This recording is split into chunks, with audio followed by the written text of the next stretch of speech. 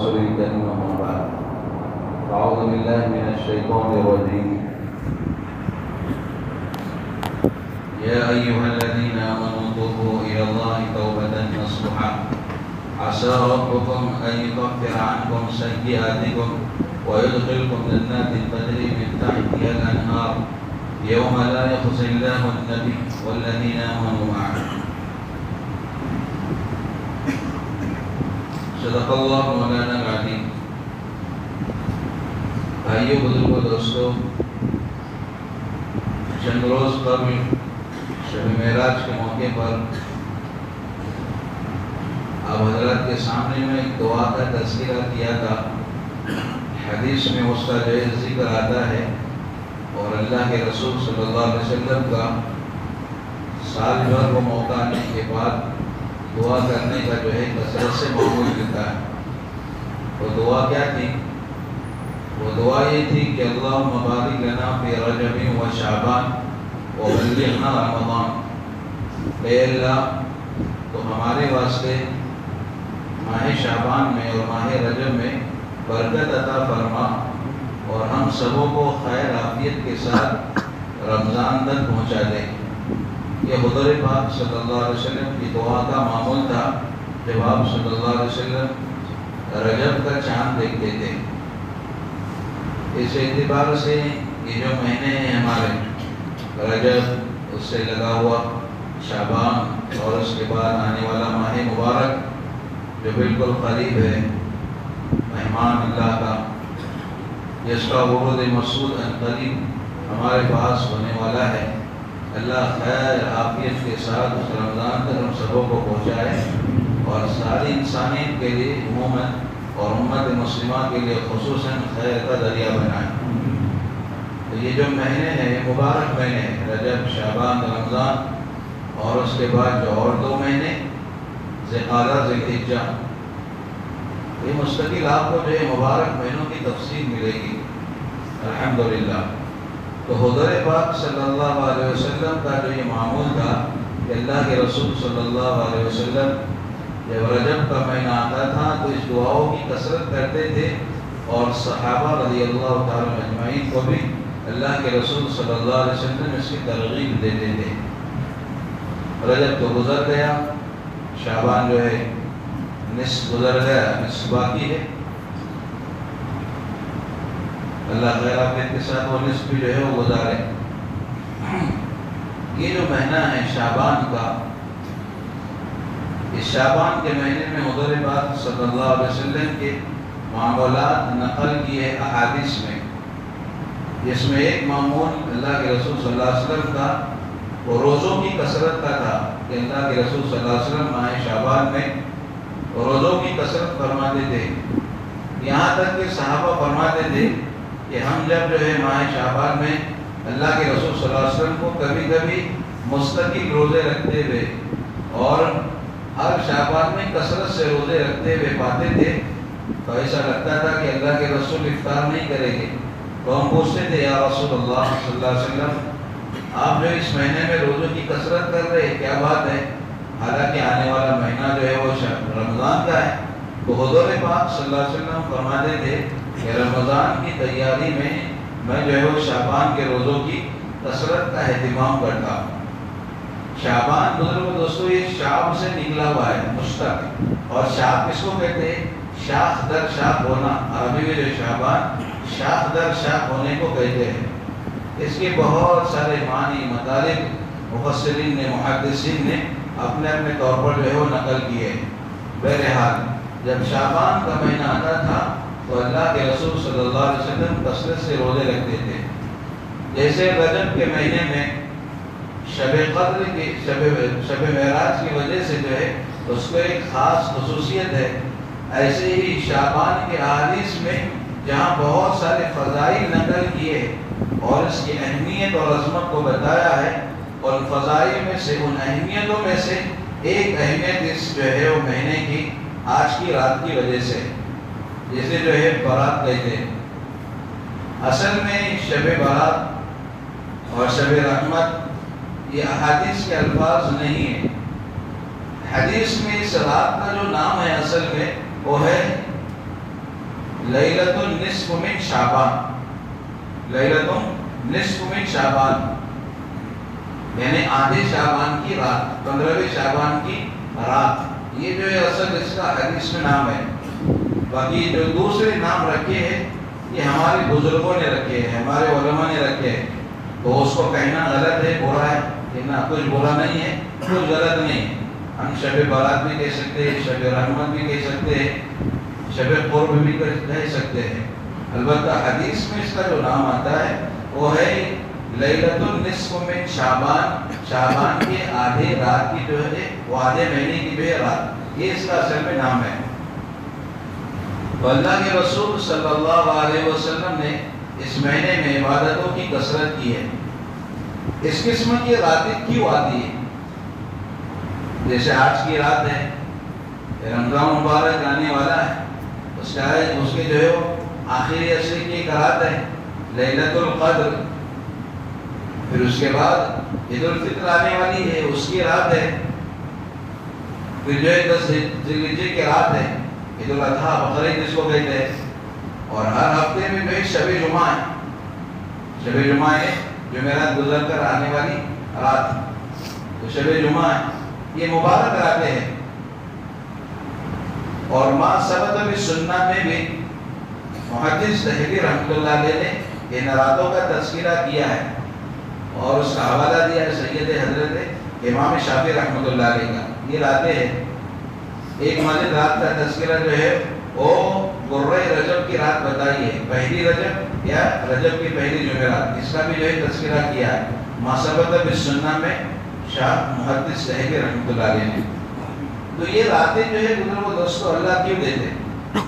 بالکل آسان ہے آج کے جو ہے زمانے میں سمجھنے کے لیے، کوئی دقت نہیں. آج کل جو ہے بہت ساری کمپنیاں ایک خصوصی پیکیج دیتے ہیں. کمپنیاں کیا بلکہ ڈاکٹر کے پاس جاؤ اور اللہ نہ کرے کس کے اوپن سرجری کرنے کا موقع آیا تو ڈاکٹر بھی کہتے ہیں کہ اس وقت جو پیکیج چل رہا ہے، آپ کو کون سا وال لگانا ہے وہ آپ پیکیج کے اعتبار سے دیکھ سکتے ہیں. تو ڈاکٹر بھی پیکیج دیتا ہے.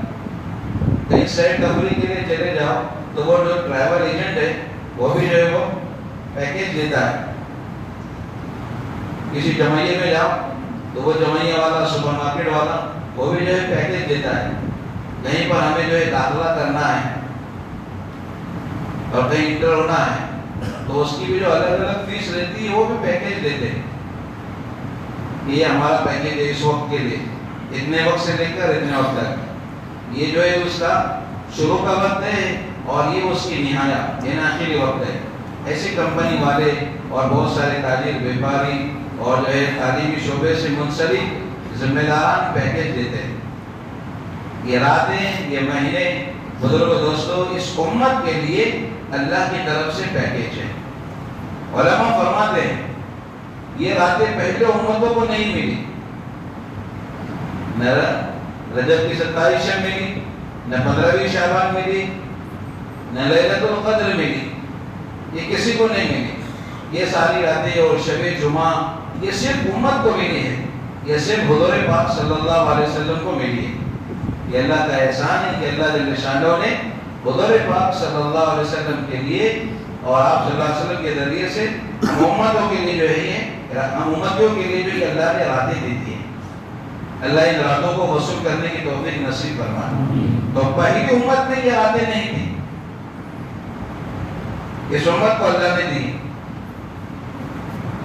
پھر دوسری بات بزرگوں دوستوں، پہلی امت کے جو ہے جواب بہت زیادہ تھے اور اس پر ملنے والی اجرت بہت کم تھی. یہ بھی عجیب بات ہے.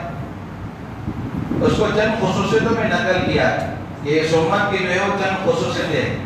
اس میں ایک خصوصیت یہ ہے کہ ان کا محنت کا عرصہ بہت زیادہ تھا. ورکنگ ٹائم، جاب ٹائم یہ بہت زیادہ تھا. ہمارے ایسے نہیں، کم ہے. اس کے ساتھ ایک خصوصیت یہ تھی کہ پہلی امتوں کے جو ہے حشر کو اللہ جل شانہ نے بیان فرمایا ہے. ان کے نافرمانی کو، ان کے سزا کے قصوں کو ان کے عذاب کی قصوں کو اللہ جل شانہ نے بیان فرمایا قرآن میں. جیسے مثال کے طور پر الم تر کیف فعل ربک بعاد ارم ذات العماد التي لم يخلق مثلها في البلاد وثمود الذين جابوا الصخر بالواد وفرعون ذي الاوتاد الذين طغوا في البلاد فاكثروا فيها الفساد. ان کی ساری برائیاں نکل گئی، ان کے اندر یہ برائی، ان کے اندر یہ برائی، ان کے اندر یہ برائی، ان کے اندر یہ برائی. تو انہوں نے جب سرکشی کی تو کیا کیا؟ فصب علیہم ربک صوت عذاب، کہ جب انہوں نے برائیاں کی تو ہم نے عذاب کا کوڑا ان کے اوپر ایسا برسایا کہ ان کو جو ہم نے ختم کر دیا. کہیں فرمایا سخر علیہم سبع لیال وثمانیۃ ایام حسوما فترى القوم فيها سرعا كأنهم أعجاز نخل خاوية. ان کے تذکرے کیے قرآن نے برائی کے، سزا کے، نافرمانی کے، ان کے بیماری کے، اس کے تذکرے کیے. لیکن قربان جاؤ اس امت پر اللہ جل شانہ نے اس امت کی برائی کا کوئی تذکرہ نہ کیا ہے، نہ کرے گا. کیوں؟ کیونکہ حضور پاک صلی اللہ علیہ وسلم کے بعد کوئی نبی نہیں. آپ صلی اللہ علیہ وسلم کیسے نبی ہیں؟ بولو، اس سے پہلے میں عرض کیا ہوں آخری نبی، خاتم النبیین، خاتم الانبیاء. اب آپ صلی اللہ علیہ وسلم کا کوئی نبی نہیں. ہماری امت جو ہے آخری امت ہے، ہماری امت کے بعد کوئی امت نہیں. ہم کو اللہ نے جو ہے قرآن دے دیا، مقدس کتاب دے دی، اس کتاب کے بعد کوئی کتاب آسمانی نہیں. تو ہماری برائی کا تذکرہ ہی نہیں. اللہ جل شانہ نے بزرگ و دوستو جو ہے ہمارا بہت زیادہ خیال رکھا ہے. چلو حساب کے اعتبار سے ایک بات مجھے یاد آئی، کتابوں میں ہے حضور پاک صلی اللہ علیہ وسلم کل حشر کے میدان میں اللہ سے فرمائیں گے اے باری تعالیٰ میرے امت کا حساب میں لوں گا. اللہ فرمائیں گے جاننے کے باوجود اے محمد صلی اللہ علیہ وسلم کیوں، کیا بات ہے؟ تو آپ صلی اللہ علیہ وسلم فرمائیں گے کہ اے باری تعالیٰ میرے امت کا حساب اگر تو جو ہے سبوں کے سامنے لے گا، یعنی ساری قوموں کے سامنے، تو گناہوں کی وجہ سے میرے امت کو شرمندگی ہوگی. حالانکہ پہلی امتوں نے جو گناہیں کیے یہ امت بھی وہ گناہ کر رہی ہے. اللہ معاف فرمائے. تو اللہ جل شانہ نے کیا جواب دیا؟ اے محمد صلی اللہ علیہ وسلم آپ اگر حساب لیں گے آپ کی امت کا تو آپ کی امت کے عیوب، گناہ، برائیاں آپ کے سامنے آ جائے گی تو آپ کو بھی شرم ہوگی. اس لیے محمد صلی اللہ علیہ وسلم جاؤ میں نے فیصلہ کیا ہے آپ کی امت کا حساب میں ہی لوں گا، لیکن آپ کی امت کا حساب میں پردے میں لوں گا، تاکہ اس امت کی برائیاں پہلے امتوں کے سامنے نہ جائے. اللہ اکبر. ہمارے ساتھ کتنا جو ہے مہربانی کا اور شفقت کا اللہ کا معاملہ ہے. علماء فرماتے ہیں اس امت کا حساب اللہ پاک پردے میں لے گے. جس کی زندگی پوری ہے اس کے بارے میں سزا کی جگہ کا فیصلہ ہوگا. وہ سزا پوری ہونے کے بعد پھر وہ جنت میں آ جائے گا. اور جس کی ماشاءاللہ زندگی اچھی ہے تو اس کا تو بیڑا پار وہ چلا جائے گا. بہرحال تو حساب ہمارا جو ہے وہ پردے میں ہوگا. تو ہمارے امت کے بعد کوئی امت نہیں، ہماری کتاب کے بعد کوئی کتاب نہیں، ہمارے نبی کے بعد کوئی نبی نہیں. تو ہماری برائیاں لوگوں کے سامنے آنے کا کوئی سوال ہی نہیں. اور اگلی امتوں کی ساری گناہیں قرآن حدیث میں بنی اسرائیل نے یوں کیا، عیسائیوں نے یوں کیا، مشرکین نے یوں کیا، سب ساری برائیاں. تو ایک بات یہ کہ ہماری جو ہے اللہ جل شانہ جو ہے وہ ہمارا بہت زیادہ خیال رکھے گی. تو جواب جو ہے بہت تھوڑا، اور ہماری جو برائیاں عیوب لوگوں کے سامنے نہیں آئیں گے. اور تیسری بات بزرگ دوستوں، زمانہ بھی بہت تھوڑا، زمانہ بھی بہت تھوڑا. اللہ کے رسول صلی اللہ علیہ وسلم ایک مرتبہ صحابہ کے ساتھ میں تھے، سورج غروب ہو رہا تھا. سورج غروب ہو رہا تھا. اللہ کے رسول نے فرمایا میرے صحابہ ادھر یہ سورج جو ہے نا غروب ہونے کے قریب ہے. ہماری مثال یعنی میرے امت کی مثال اور قیامت کی مثال بالکل ایسے ہی ہے. سورج غروب ہونے کے جیسے بھائی سورج بالکل غروب ہونے کے قریب ہو تو اس کو غروب ہونے میں کوئی دیر لگتی ہے؟ چند منٹ میں غروب ہو جاتا ہے. اللہ کے رسول نے صحابہ سے فرمایا کہ ہماری مثال یعنی ہمارے زمانے کی مثال، میرے امت کے زمانے کی مثال اور جو ہے وہ قیامت کی مثال اس سورج کے غروب ہونے کے معنی میں. تو ہمارا زمانہ کس سے قریب ہے؟ بھائی قیامت سے قریب ہے کہ نہیں؟ حضرت آدم علیہ السلام کو اللہ جانتا ہے کب بھیجا تھا اللہ نے. نوح علیہ السلام کو کب بھیجا تھا؟ ہزاروں سال ہو گئے. ان کو جو ہے کتنا انتظار کرنا پڑا. لیکن ہماری مثال بالکل قریب یعنی جو سورج جو ہے وہ غروب ہونے کے قریب ہے. اس لیے ہماری عمریں بھی کم، ہماری عمریں کم. حدیث میں آتا ہے آپ صلی اللہ علیہ وسلم فرماتے اعمار امتی، میرے امت کی جو ہے عمریں 60-70 کے درمیان، 60 اور 70 کے درمیان. 70 کے آگے بہت کم لوگ جاتے ہیں. اور ابھی تو زمانہ بالکل جو ہے وہ کم ہوتے جا رہا ہے کیونکہ قیامت قریب ہوتے جا رہی ہے، اس لیے زمانہ بھی جو ہے وہ کم ہوتے جا رہا ہے. تو ہماری عمریں بہت کم اور پہلی امتوں کی عمریں وہ بہت زیادہ. حضرت نوح علیہ السلام کا تذکرہ ہے قرآن میں. صرف تبلیغ کا جو ان کا زمانہ تھا تبلیغ کرنے کا وہ 950 سال کا تھا. کتنا؟ 950 سال. الف سنۃ الا 50 عاما، یہ قرآن نے کہا ہے. الف سنۃ الا 50 عاما، 50 کم 1000. تو 50 کم 1000 کتنے ہوئے؟ ارے کتنے ہوئے؟ دماغ لڑانا ختم ہو گیا وہ موبائل سے. 950 سال. کتنے سال؟ 950 سال. اور پھر تو دوسری امتیں ہیں جیسے ابھی میں نے قوم کا جو ذکر کیا، لم یخلق مثلها فی البلاد، قوم عاد ایک قوم گزری ہے. اللہ خود کہہ رہا ہے کہ ان کے مانند ہم نے دنیا میں پیدا نہیں کیا. لم یخلق مثلها فی البلاد، طاقت میں، جوانی میں، زور میں، قوت میں ان کے جیسا جو دنیا میں کوئی نہیں آیا. اس لیے ان کا جو ہے خود نعرہ قرآن نے نقل کیا ہے وَقَالُوا مَنْ أَشَدُّ مِنَّا قُوَّةً. ان کا دعویٰ نقل کیا قرآن نے. وہ کہا کرتے تھے ذرا بتاؤ ہم سے زیادہ قوت میں کون ہے. بڑی عجیب و غریب قوم تھی. سخت پہاڑ کو ایسے جو ہے موڑتی تھی جیسے ہم موم کو موڑتے ہیں اور وہاں پر بڑے بڑے گھر بناتی تھی. آیتوں کی یعنی نشانیوں کے طور پر قرآن نے اس کا تذکرہ کیا ہے. أَتَبْنُونَ بِكُلِّ رِيعٍ آيَةً تَعْبُدُونَ وَتَتَّخِذُونَ مَصَانِعَ لَعَلَّكُمْ تَخْلُدُونَ. کہ قرآن جو پہاڑ کے جو ہے سخت چٹانوں کو موڑ کر تم اپنی جو نشانی اور یادگاروں کے طور پر ایسے بڑے بڑے محلات بناتے ہو گویا تم کو موت آنے والی نہیں، تم اسی میں رہنے والے ہو. وَتَتَّخِذُونَ مَصَانِعَ لَعَلَّكُمْ تَخْلُدُونَ، گویا تم اسی میں ہمیشہ رہو گے. اتنی بڑی قومیں تھی. ان کا بچہ 300 سال میں بالغ ہوتا تھا. کتنے سال میں؟ 100 برس کا اگر کوئی مر گیا تو وہ لوگ کیا کہتے تھے؟ بچہ مر گیا. 100 برس کا کوئی مر گیا تو کیا بولتے تھے؟ بچہ مر گیا. اور بالغ کب ہوتا تھا؟ 300 سال. ہمارا بچہ کب بالغ ہوتا ہے؟ عین جوانی پہ آتا ہے. 16-17 برس تو ابتدا ہے لیکن عین جوانی کو جو زمانہ ہے ہمارا 30 برس کا ہے. کون سا ہے؟ 30 برس کا. اور ہمارے یہاں 1 سال کا، 1.5 سال کا، 6 مہینے کا کوئی مر گیا تو کیا بولتے ہیں؟ بچہ مر گیا. ان کے یہاں بچہ کب مرتا تھا؟ 100 سال کا جو مرتا تھا اس کو بچہ بولتے تھے. اور 300 سال کا بالغ جوان. اور 600 سال کی، 500 سال کی ان کی عمریں تھی. اتنی عمریں اگر ان میں کوئی ایمان والا ہوتا تو اس کو کتنی عبادت کرنا پڑتی.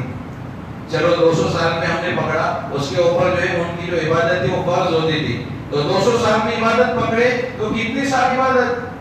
مرنے تک. ارے بولو نا 400 سال تک. کتنے سال تک؟ میں یہ خصوصی پیکیج پہ بول رہا ہوں. 400 سال تک، 300 سال تک. ہمیں 60 برس کی عمر پکڑے تو 15 اس میں کم کر لو. بلوغت کے پہلے کا زمانہ اب کتنے بچے؟ 45. تو ان کو انتظار بہت زیادہ کرنا پڑتا تھا. اور ہمیں اتنا لمبا انتظار کرنے کی ضرورت نہیں. تو اللہ کے رسول نے فرمایا دیکھو یہ سورج غروب ہو رہا ہے. قیامت کی اور میری یعنی ہمارے امت کی مثال جو ہے اس سورج کے معنی نہیں. یہ غروب ہو رہا ہے چند دنوں میں, چند جو ہے لمحوں میں غروب ہو جائے گا, بات ختم ہو جائے گی. تو ہمیں بھی زیادہ انتظار کرنے کی ضرورت نہیں ہے.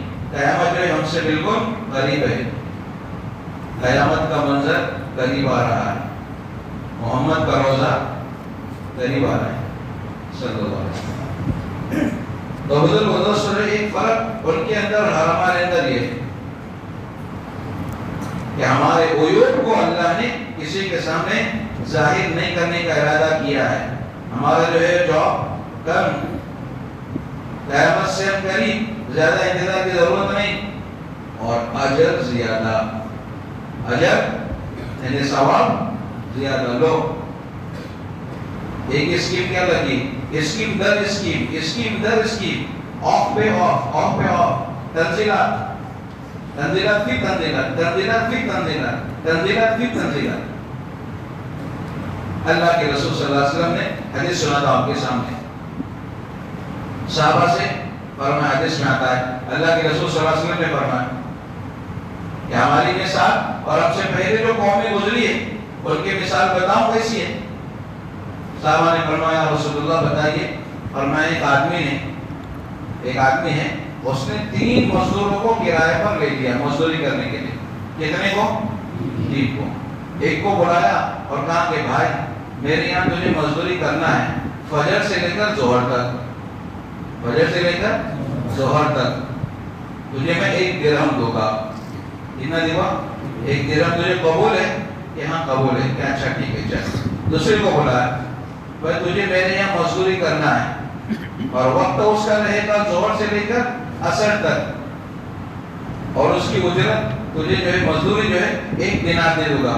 قبول ہے تجھے؟ یہاں قبول ہے, کوئی بات نہیں. تیسرے کو بلایا اور تیسرے کو کہا کہ تجھے جو ہے میرے یہاں مزدوری کرنا ہے اور اس کی مدت مہلت جو ہے عصر سے لے کر مغرب تک, تجھے منظور ہے؟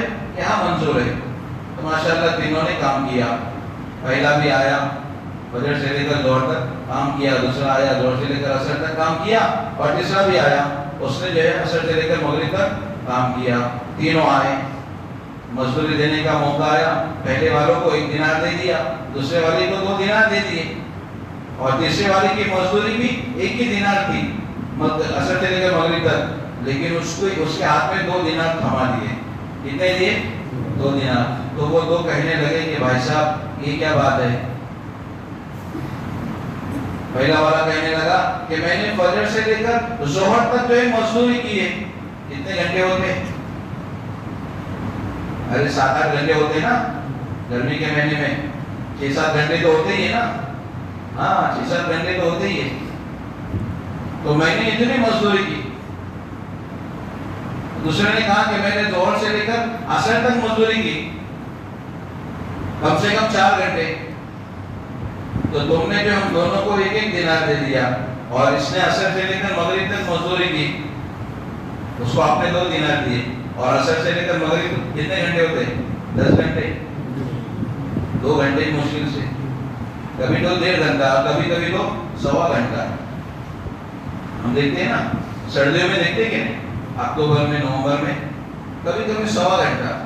وہ کہنے لگا کہ دیکھو حدیث میں آپ کا ہمارا معاملہ اپنی رضامندی سے طے ہوا تھا کہ ہاں طے ہوا تھا, یہ وقت جو ہے مزدوری کا یہ اور مزدوری اتنی. آپ نے قبول کیا تھا نا کہ ہاں قبول کیا تھا. دوسرے سے کہا کہ آپ نے قبول کیا تھا نا کہ ہاں قبول کیا تھا. ہمارا آپس میں معاہدہ ہوا تھا نا کہ ہاں معاہدہ ہوا تھا. پھر آپ بول سکتے ہیں مجھ کو کہ نہیں یہ تو بات برابر ہے. پھر کہا کہ دیکھو یہ جو تیسرا والا ہے اس کی میں نے مزدوری جو ہے 1 ہی دینار طے کی ہے. اب 1 دینار جو اوپر کا ہے دوسرا یہ میں نے اپنی خوشی سے دیا ہوں, اس میں تمہیں کیا اختلاف ہے؟ انہوں نے بات بالکل بھائی صاحب آپ کی درست ہے کہ ہم نے معاہدے کے مطابق کام کیا, اس نے بھی معاہدے کے مطابق, لیکن یہ آپ کی مرضی, آپ کی خوشی ہے کہ آپ نے جو ہے اس کو 1 دینار زیادہ دے دیا مزدوری کے در پر. اللہ کے رسول صلی اللہ علیہ وسلم صحابہ سے فرمایا اے میرے صحابہ سن لو, پہلے والے جو ہے وہ یہودی ہے. پہلے والے کون ہے؟ یہودی. کہ محنت زیادہ، مشقت زیادہ، اور محنت مشقت کا عرصہ بھی طویل، لمبا، اور مزدوری کم۔ دوسرے والے عیسائی ہیں، فجر سے لے کر ظہر تک یہودی، ظہر سے لے کر عصر تک عیسائی، تھوڑا سا وقت کم۔ جو کرسچن رہتے ہیں نا وہ مسلمانوں سے تھوڑے سے کم جو ہے وہ عداوت میں رہتے، بنسبت یہود کے۔ یہ قرآن کہتا ہے لَتَجِدَنَّ أَشَدَّ النَّاسِ عَدَاوَةً لِلَّذِينَ آمَنُوا یہود، قرآن کہہ رہا ہے۔ یہ ہمارے سربراہ نے مملکت بیٹھے مسلمان کی حکومتوں کو لے کر 40 45 55 ملک، اللہ ان کے عقل کے تالے کھولے۔ قرآن کس کو کہہ رہا ہے؟ بار بار بار بار یہود ہمارا دوست نہیں ہو سکتا، تو نعوذ باللہ اس ترقی کے زمانے میں قرآن کی آیت کا اور اللہ کے ارشاد کا مطلب جھوٹا ہو سکتا ہے؟ یہ ہمارے دوست بن سکتے ہیں؟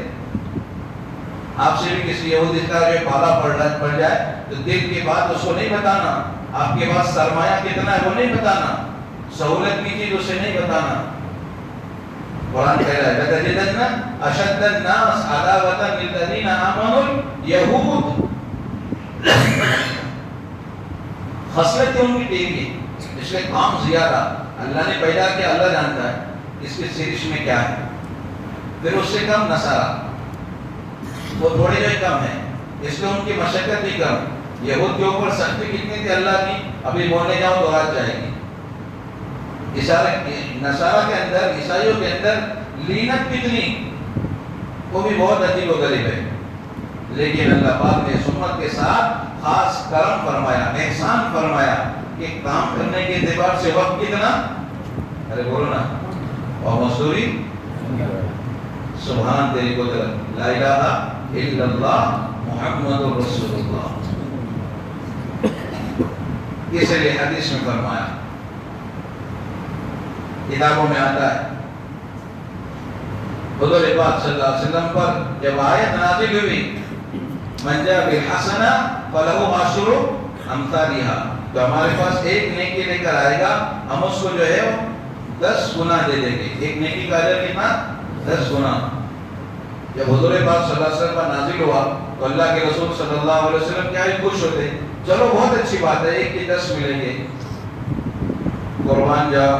حضور پاک صلی اللہ علیہ وسلم خوش نہیں ہوئے۔ ایک انٹرنیشنل لا سمجھنے کے لیے بتاتا ہوں آپ کو، یعنی جیسے انٹرنیشنل لا لیتے سب کے لیے، ویسے کیا کہ حضرت آدم علیہ السلام سے لے کر حضرت عیسیٰ علیہ السلام تک، اور عیسیٰ علیہ السلام کے بعد سے حضرت محمد صلی اللہ علیہ وسلم تک ایک بات مشترک کامن کہ ایک نیکی کرو تو 10 نیکیاں ملیں گی، ایک نیکی کرو تو 10 نیکیاں، تو انٹرنیشنل لا یعنی اللہ کا۔ تو اللہ کے رسول صلی اللہ علیہ وسلم خوش نہیں ہوئے، فرمایا اے باری تعالیٰ مجھے اس سے زیادہ چاہیے، میرے امت کے لیے اس سے زیادہ چاہیے، یا رب زد امتی، اللہ کے رسول نے فرمایا یا رب زد امتی، اے اللہ میرے امت کے لیے زیادہ دے دے۔ تو اللہ نے دوسری آیت نازل فرمائی من ذا الذی یقرض اللہ قرضا حسنا، کون ہے جو اللہ کے شانوں کے لیے قرض حسنا دے، قرض حسنا نیکی کرے، تو کیا کرے گا اللہ؟ وَيُضَاعِفُهُ أَضْعَافًا كَثِيرًا، اللہ جل شانہ اس کے لیے ثواب کو، نیکیوں کو، اجر کو بڑا چڑھا کر دے دیں گے۔ اب اس میں تو خوش ہونا چاہیے تھا، اللہ کے رسول نے فرمایا نہیں، یا رب زد امتی، اے میرے رب میرے امت کے لیے اور زیادہ کر دے۔ اللہ نے جو ہے پھر آیت نازل فرمائی مثل الذین ينفقون اموالهم فی سبیل اللہ کمثل حبۃ انبتت 7 سنابل فی کل سنبلہ 100 حبہ، یہ جو اللہ کے راستے میں خرچ کرتے ہیں، نیکی کرتے ہیں، ان کی مثال ایسی ہے جیسے کہ ایک بالی، یعنی ایک جو ہے وہ پودا، اور اس میں جو 7 بالیاں، اور ہر بالی میں 100 دانے، ہر بالی میں کتنے دانے؟ 100 دانے، تو کتنے ہو گئے؟ ارے 7 بالیاں تو 100 کے دیوار سے کتنے ہو گئے؟ 700 ہو گئے، اور کتنے سے 700 ہو گئے؟ 1 سے، ابھی تو ہمارے بچوں کو سمجھے گا بھی نہیں. ہم پیرتے ہیں نا, ارے بیٹھتے تھے نا پہلے, کھیتی کرتے تھے, بونا تو ایک دانہ بوتے تھے تو ایک ڈالے پہ جو ہے وہ ایک جو ہے وہ پودا آتا تھا, ایک جو ہے ٹوٹرے کے بعد جو ہے وہ پودا بنتا تھا, پھر اس کو جو ہے 7 لوم لگتی تھی. کتنے لوم ہی لگتے تھے؟ اور ایک لوم میں 100 دانے. آج بھی آپ دیکھو کھیتی کا زمانہ آئے گا نا, تو جہاں کھیتی ہوگی وہاں ذرا جا کر دیکھو وہ لوم کتنے ہیں اور لوم کے اندر دو دانے کتنے ہیں. تو ایک کے 700 مطلب الذین ينفقون اموالهم في سبيل الله. اب تو حضور کو خوش ہونا چاہیے تھا. یہ کیوں کیا ہے؟ یہ سب ہمارے خاطر کیا ہے, امت کے جو ہے وہ خاطر کیا ہے. حضور پاک صلی اللہ علیہ وسلم نے فرمایا ہے اللہ یا رب زد امتی, میرے امت کے لیے اور زیادہ کر دے, میرے امت کے لیے اور زیادہ کر دے. تو اللہ نے پھر فرمایا انما یوفی الصابرون اجرهم بغیر حساب. اے اللہ, اے نبی جی, ہم نے آپ کی امت کے لیے بے حساب دے دیا. کتنا دے دیا؟ نہ 700 اور نہ 100 اور نہ 7 نہ 10, کچھ بھی نہیں. ہم نے آپ کی امت کے لیے کتنا دے دیا؟ بے حساب. انما یوفی الصابرون اجرهم بغیر حساب. البتہ ایک شرط ہے کہ وہ صبر کرے. کیا کرے؟ صبر کرے. وہ طاولہ پر نہ کرے, اجرت نہ کرے, کھائی نہ کرے, جلدائی نہ کرے.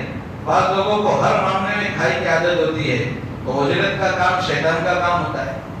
تو یہ فرمایا انما یوفی الصابرون, صبر کر لیں تو ان کو کتنا دے گے نیکی پر بغیر حساب. اب ادھر کو دوستو اللہ کی طرف سے کورا چیک.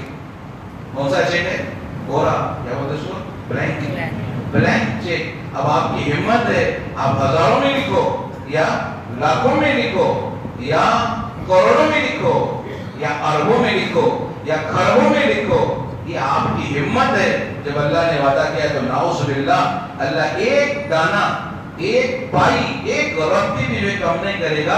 حضور پاک صلی اللہ علیہ وسلم پر قربان جاؤ کہ اللہ کے رسول نے امت کے لیے نیکیوں پر جو اجر کا چیک لیا ہے, قبول کروایا ہے, یہ بلینک ہے.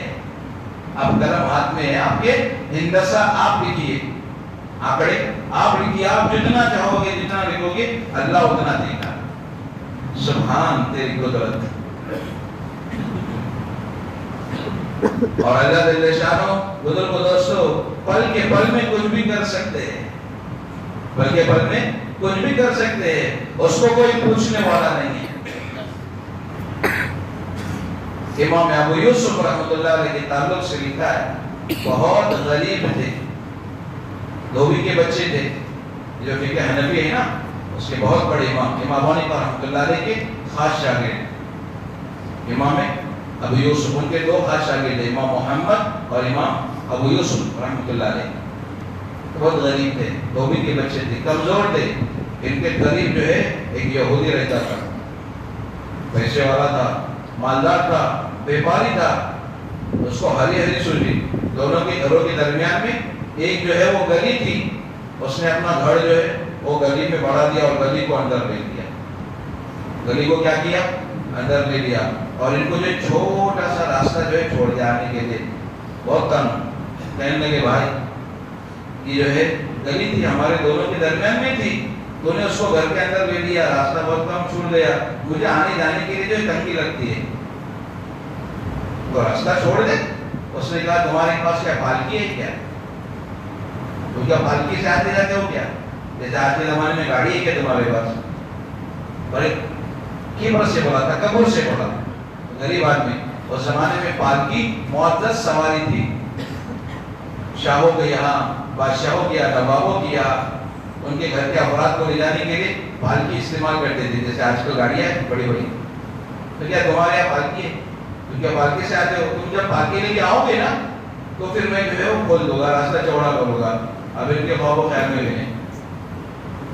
ہارون رشید بادشاہ تھا, قسم کھائی اور اپنے بیوی سے کہا آج کی رات کو اگر میرے ملک میں گزارے گی تو جا تجھے 3 طلاق. بعد میں افسوس ہو گیا, آئے میں نے کیا کہا. اس لیے میاں بیوی کے جھگڑے میں لوگ سمجھتے نہیں, پہلے جوش میں آتے, کچھ بھی کہتے ہیں, پھر مفتیوں کے اور علماء کے پیچھے پڑتے, ہائے میں نے کیا کیا, ہائے میں نے کیا کیا. تین چیزیں ایسی ہیں حدیث میں ہیں، مذاق میں کہو تو بھی حقیقت اور حقیقت میں کہو تو بھی حقیقت، اس میں ایک طلاق بھی ہے، اس لیے یہ کوئی شو کا لفظ نہیں ہے اور یہ کوئی جو ہے وہ موڑ میں آ کر کہنے کا لفظ نہیں ہے۔ ذرا کر لو، خدا نہ خواستہ آپ نے کہہ دیا طلاق ہو گئی، آپ اس زندگی کے پاس اس بیوی کے پاس زندگی گزر بسر کر رہے ہو، آپ کے نکاح میں نہیں ہے، ساری زندگی میں میاں بیوی کا تعلق زنا میں لکھا جائے گا۔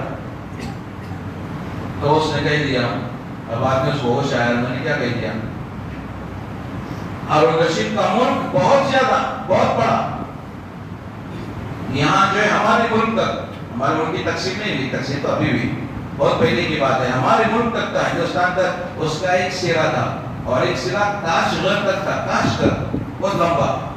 علماء کے پاس آیا اور کہنے لگا کہ حضرات آپ بتاؤ کہ میں نے یوں کہا ہے میری بیوی سے کہ اگر تُو نے جو آج کی رات میرے ملک میں گزاری تو تجھے طلاق، 3 طلاق، کیا کرو؟ ظاہری بات ہے آپ کی بیوی کو جو ہے رات کہیں باہر گزارنا پڑے گی، نہیں تو پھر جو ہے 3 طلاق ہو جائے گی۔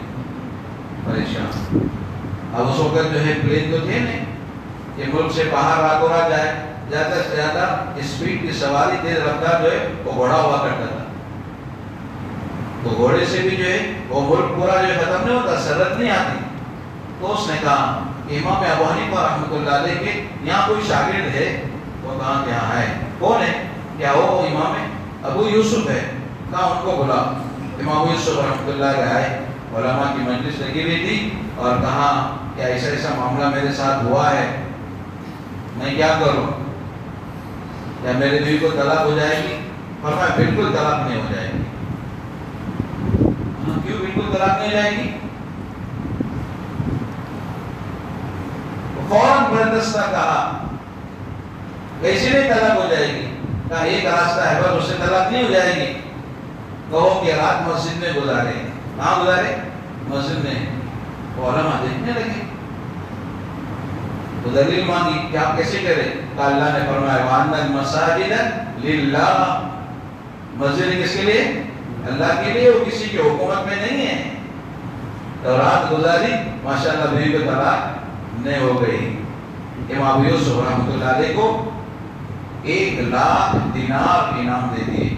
کتنے؟ 1,00,000 دینار انعام دے دیے، اور اپنے حکومت کا قاضی القضات بنایا، یعنی قاضی القضات یعنی چیف جسٹس آف کنگڈم عباسیہ، یعنی عباسیہ حکومت کا سب سے بڑا قاضی، چیف جسٹس۔ قاضی القضات کس کو کہتے ہیں؟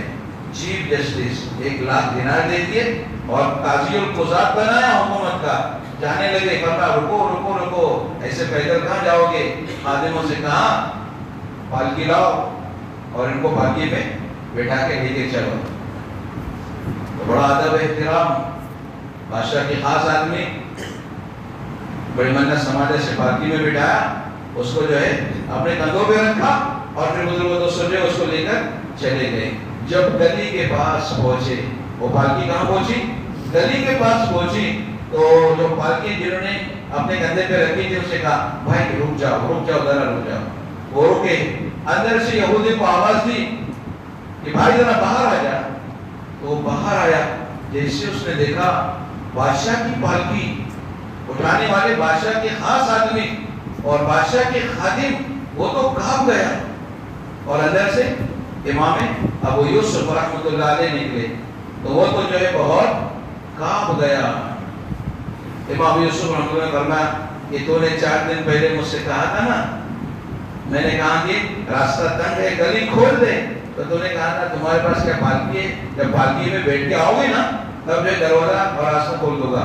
کہا بھائی غلطی ہو گئی، معاف کرنا۔ بادشاہ کے آدمی کو دیکھا نا، وہ دیوار جو بنائی تھی وہ توڑ دی اور پھر جو یہ پالکی کے جو سمیت اندر داخل ہو گئے۔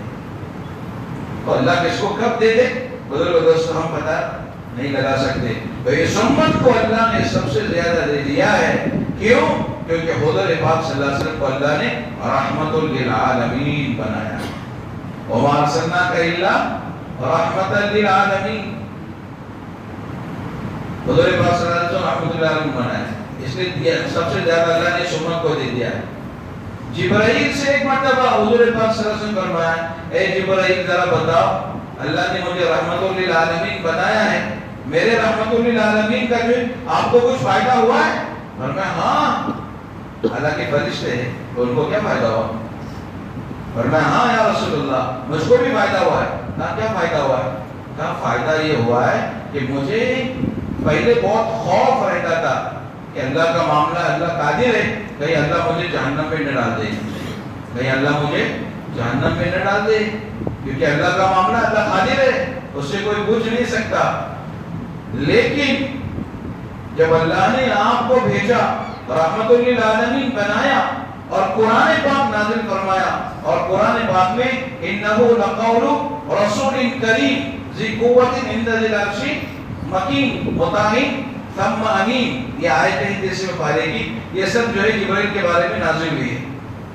مفسرین نے لکھا ہے کہ ان آیتوں کا شان نزول کون ہے؟ حضرت جبرائیل علیہ السلام. اور میں جب سے میرے بارے میں قرآن پاک میں آیت یہ نازل فرمائی تو مجھے آپ صلی اللہ علیہ وسلم کے رحمت سے یقین ہو گیا کہ حضور نے آپ کو رحمت للعالمین بنایا ہے اور میرا تذکرہ قرآن میں کیا ہے. اس لیے مجھے یقین ہو گیا کہ اب مجھے اللہ جہنم میں ڈال نہیں سکتا. تو حضور پاک صلی اللہ علیہ وسلم کی رحمت کا تاثر جبرائیل لے رہے ہیں جو اتنے بڑے فرشتے ہیں. ہم تو حضور کے ہی امتی ہے. ہم تو کون ہے بھائی؟ حضور کے ہی امتی ہے. اسی لیے یہ خصوصی پیکیج کی باتیں میں بتا رہا ہوں کہ اللہ کے رسول صلی اللہ علیہ وسلم کے برکت سے اللہ جل شانہ نے جو ہمیں کیا کیا نوازا ہے. دو راتوں میں جو ہے ایک رات یہ جو ہے شب برات ہے, یعنی لیلۃ النصف من شعبان, شعبان کی راتوں میں سے ایک جو ہے یہ رات ہے. تو اللہ جل شانہ چونکہ بخشش کے دروازے کھولتے ہیں, عطاؤں کی کہانی کھولتے ہیں, اس لیے اس رات کے عبادت کو, اس کے دعا کو, اس کے استغفار کو, اس کے توبہ کو دوستو اللہ جل شانہ نے جو ہے خاص طور پر اس کا تذکرہ کیا ہے. موبائل پر ایک خبر بہت گشت کر رہی ہے. مجھے 2 دن سے فون آ رہا ہے, لوگوں نے پوچھا کہ آج کی رات کے تعلق سے یہ آیا ہے کہ اس کی کوئی حقیقت نہیں, بالکل کوئی حقیقت نہیں, اس میں کوئی رات نہیں, اس میں کوئی رات نہیں, ایسا نہیں.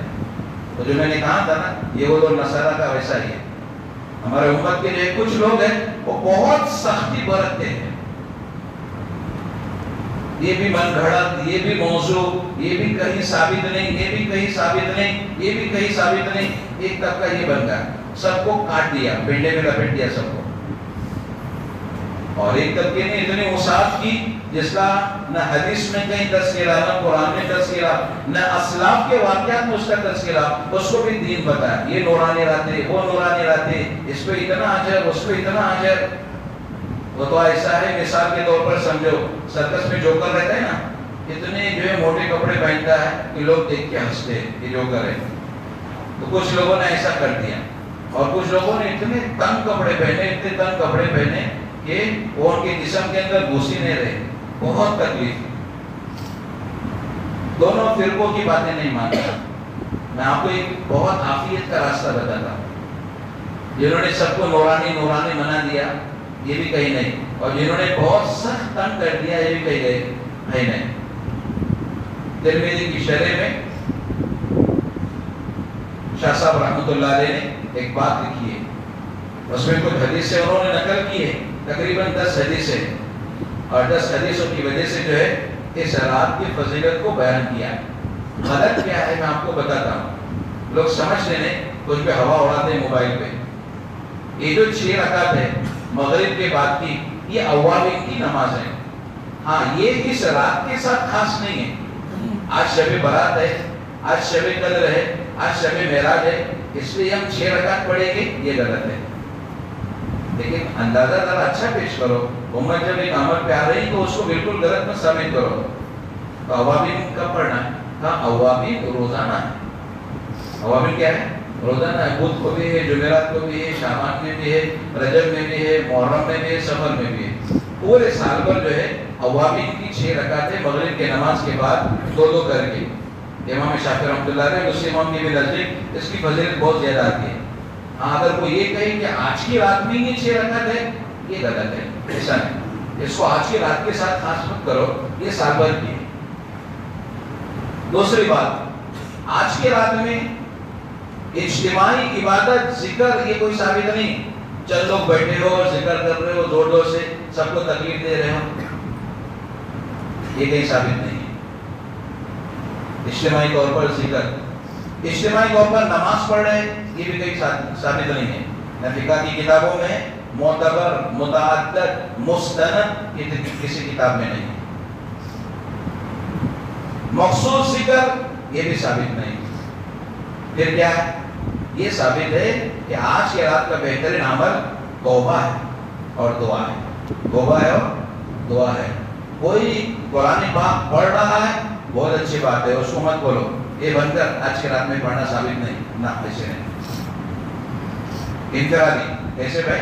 انفرادی انڈیویجول، انفرادی طور پر اگر کوئی آدمی عبادت کر رہا ہے، قرآن پڑھ رہا ہے، درود پڑھ رہا ہے، استغفار کر رہا ہے اور دعا مانگ رہا ہے، کوئی نماز پڑھ رہا ہے، تو اس کو ایسا منع مت کرو، چھڑکو مت کہ آج کی رات میں ثابت نہیں ہے، نہیں ہے، انفرادی طور پر ہے۔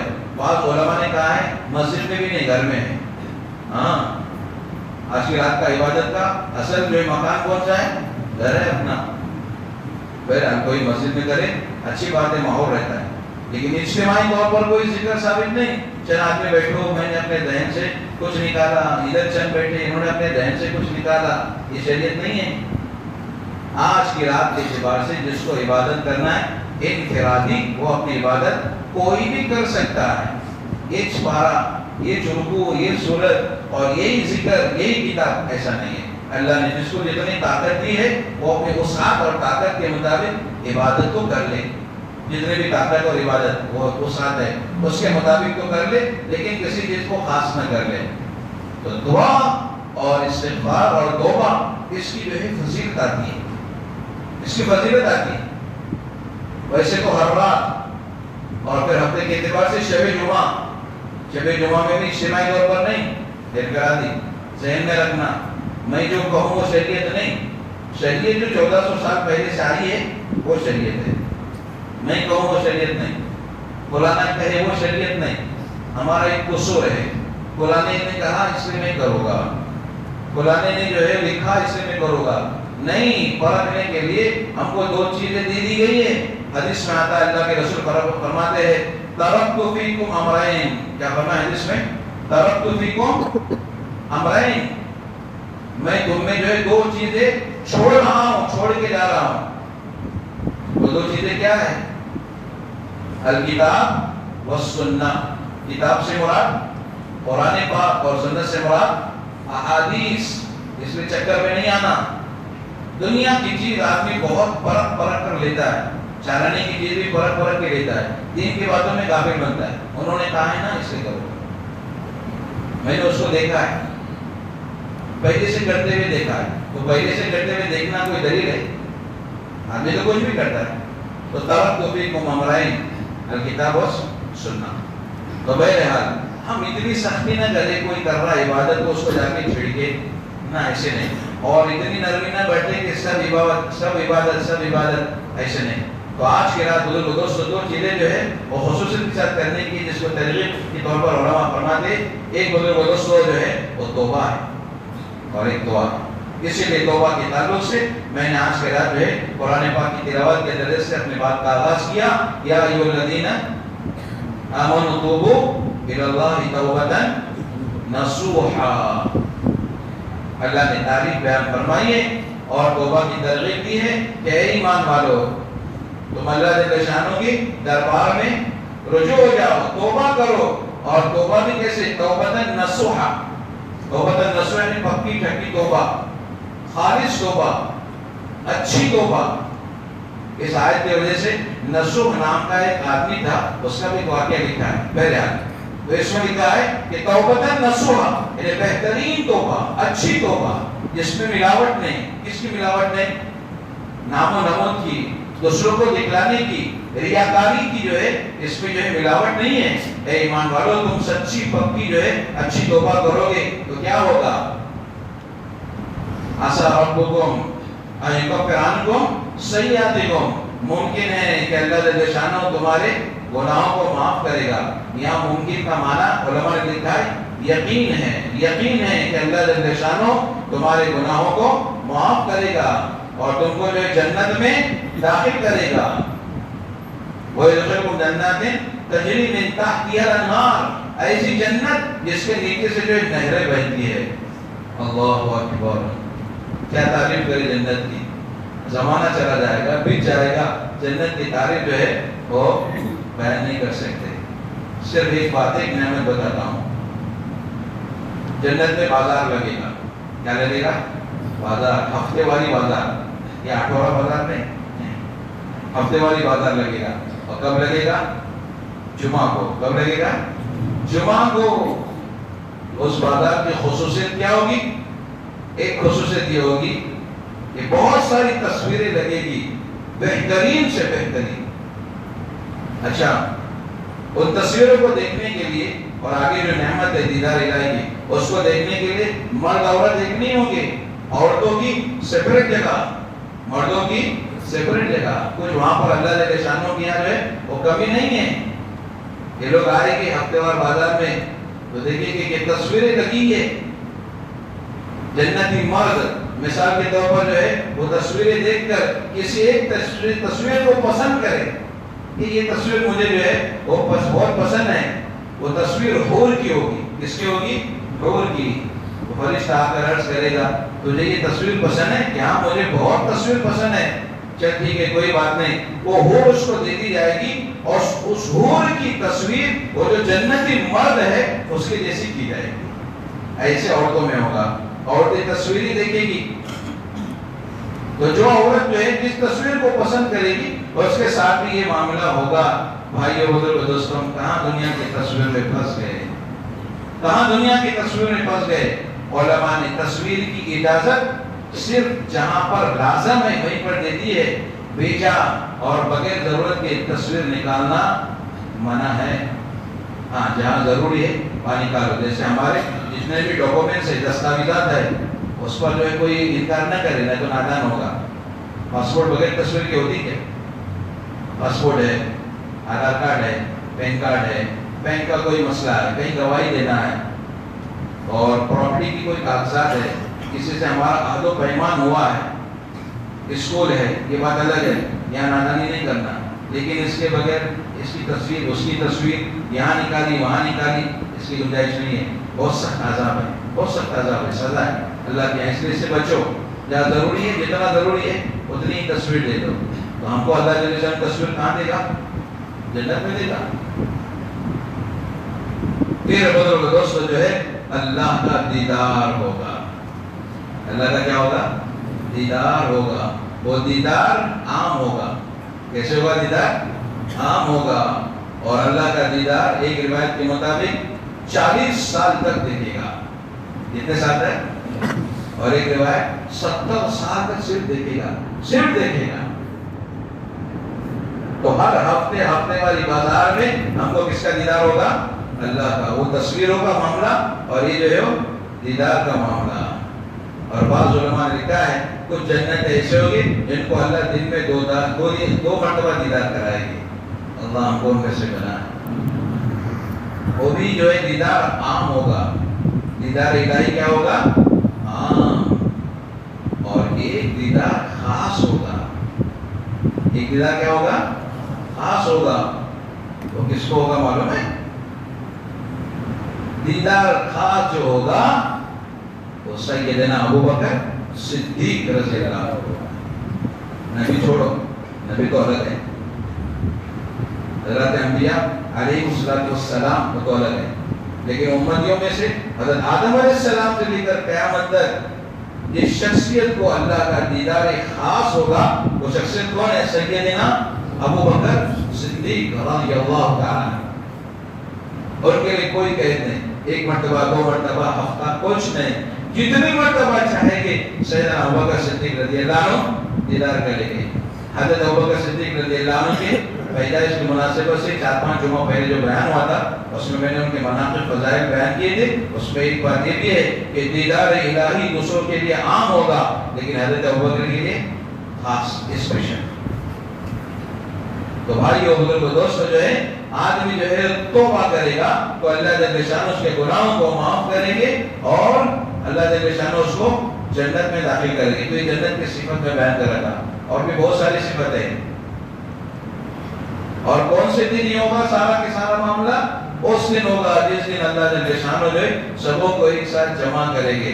توبہ کرنے کی وجہ سے اللہ کا محبوب بندہ بننے کی وجہ سے اللہ جل شانہ ہم کو اس دن لوگوں کے سامنے رسوا نہ کریں گے بلکہ اللہ جل شانہ ہماری لاج رکھ لیں گے, ہمارے ساتھ خاص معاملہ فرمائیں گے اور خاص معاملہ فرما کر بزرگ دوستو ہمیں اللہ پاک جو ہے وہ رسوا نہیں فرمائیں گے. اس لیے اللہ جل شانہ کی رحمت اتنی وسیع ہے, اتنی وسیع ہے, اتنی وسیع ہے کہ ایک مرتبہ بندہ کہہ دے اے اللہ مجھے معاف فرما, اللہ جل شانہ فوراً فرما دے میں نے معاف کیا.